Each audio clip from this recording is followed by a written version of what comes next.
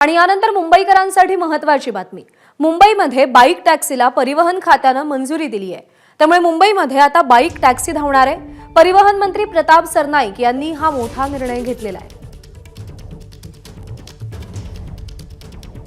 प्रामुख्याने या महायुती सरकारच्या कार्यकाळामध्ये तरुणींना रोजगार मिळावा या राज्यातील आणि प्रवासी जे आहेत त्यांची प्रवासादरम्यान होणारी जी खर्च जो आहे तो कमी व्हावा यासाठी देशातील 22 राज्यांमध्ये बाईक टॅक्सी चालू आहे। राज्य शासनाने सुद्धा तो निर्णय घेण्याचं ठरवलं आहे। त्या माध्यमातून ती प्रक्रिया चालू आहे। या महिन्यातच बाईक टॅक्सीला मंजुरी मिळेल असं मला वाटतंय। ह्या राज्यातील 10 ते 20 हजार तरुणींना रोजगार मिळण्यासाठी बाईक टॅक्सीचा निर्णय राज्य शासनाने घेण्याचं ठरवलेलं आहे आणि लवकरच त्याबाबतली घोषणा होईल।